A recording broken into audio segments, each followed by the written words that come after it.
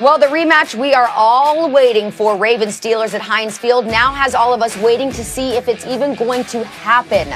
So far, J.K. Dobbins and Mark Ingram on the Ravens have tested positive for COVID-19. Pernell McPhee and Brandon Williams joined Dobbins and Ingram on the reserve COVID-19 list. And according to our Adam Schefter, more positive tests could force the game to be postponed.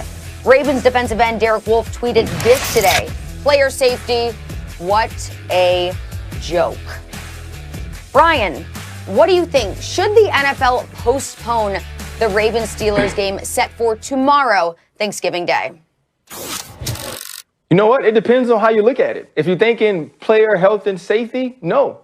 Right? If the protocols are being followed, if you have enough players to field the team where you have the depth at each position where you could play the game, right? The reason that the practice squad is 16 instead of 12, what it was supposed to be in the CBA, is to cover situations like this. And what we got to realize, like, this year ain't supposed to be fair.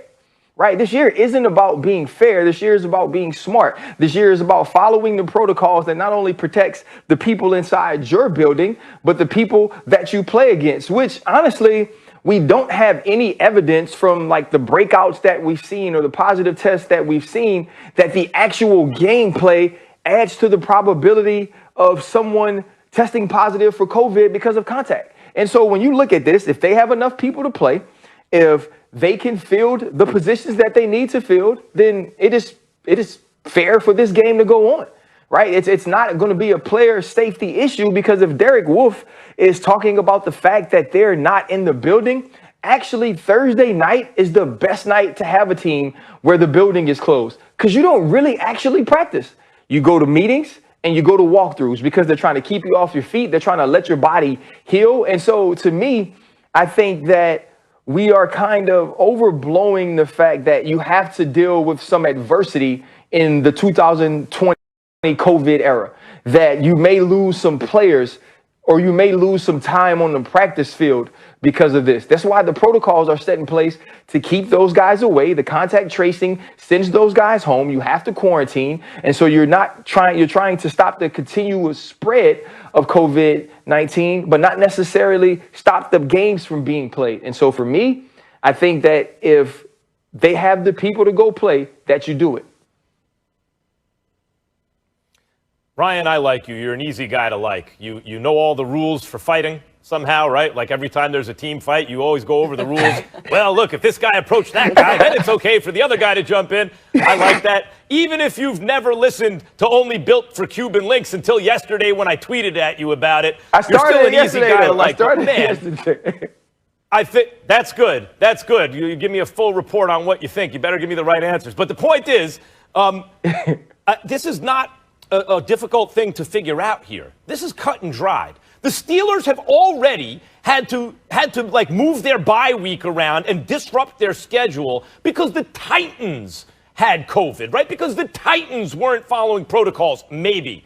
Steelers are okay. They're doing what they have to do. But in the spirit of cooperation, and I can't believe I have to talk to you about the team with whom you won a Super Bowl, but in the spirit of cooperation, we all got to get along, make some compromises to get through this season during COVID. Steelers are all right, bet. We will we'll play 1 million weeks in a row, right? This is an undefeated team, and we'll just, we'll postpone the game because the Titans got issues.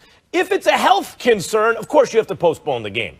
If it's that, look, we don't know who the hell has it on this team, and we think we can transmit it to the other team, we can't play. I get it. But barring that, if that's like, no, that's not the risk. It's just that they're down a bunch of players. That's absurd. The Steelers should have to postpone another game against their divisional rival because the Steelers aren't having problems. The Ravens are having issues. Be more careful. And if it's all over the team, how did that happen? Right? And if it's like, look, COVID has this incubation period where you don't pick it up at first, and it can happen. A locker room, whatever gets infected, it can happen. Well, okay, then play with who you got, right? You got larger practice squads, the whole thing. Play with who you got.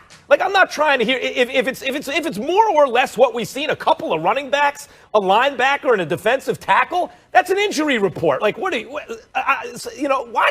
We're talking about not playing this game based on the Ravens aren't at full strength.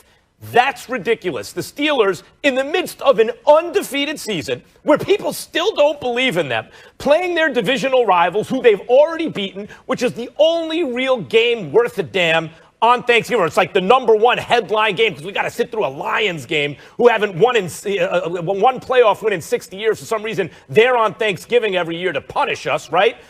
That we're looking for. But this game shouldn't be played because of why?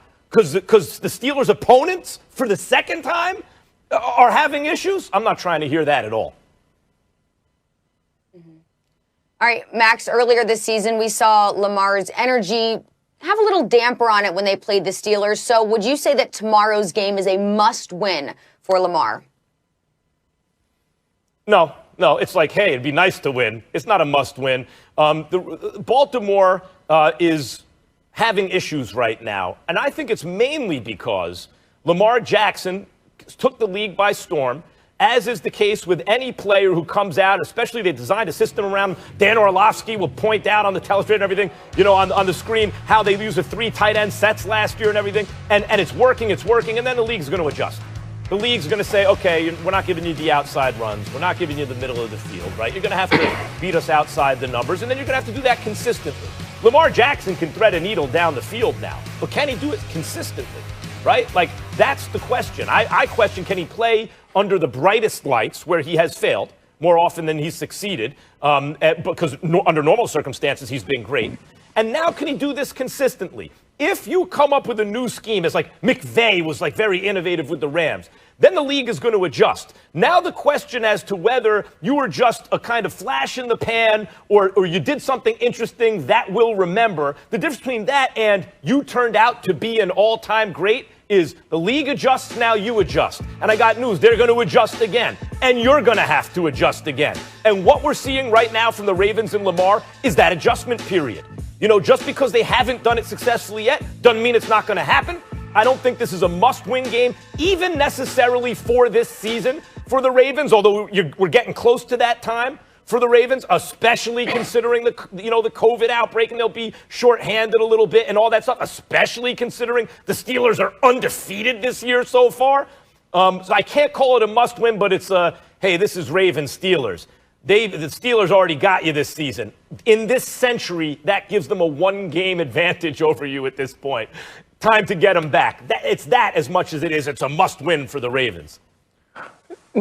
No, this is see, you changed the question a little bit. Was it a must-win for Lamar? Well, right? It's not a must-win for the Ravens because the Ravens got like the Jaguars and like the Bengals, and they got very winnable games coming up. So when you think about that, they have the Giants. So they have very winnable games coming up. So they can put themselves back in the playoff hunt. But this is a must-win for Lamar because he got to show that he can show up in these games, right? And what better way? Your back's against the wall. You just came out after last game and say the Tennessee Titans wanted it more than you. How can the Pittsburgh Steelers want this more than you this week?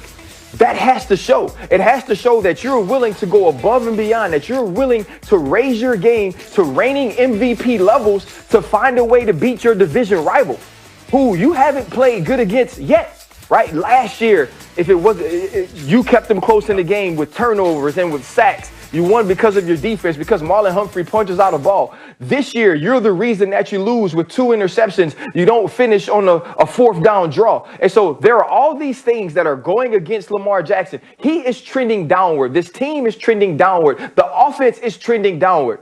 This is the week.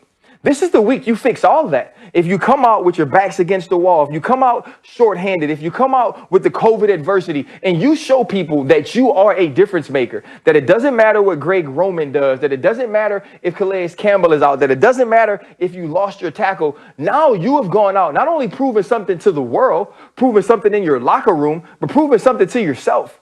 That when it is the big games, when it is the must-win games, that you can be dependent on not to only elevate your play, but elevate the play of your team. Those are the guys we love. And so right now, Lamar Jackson have to get that done. Well, the Ravens definitely have something to prove. They're entering this game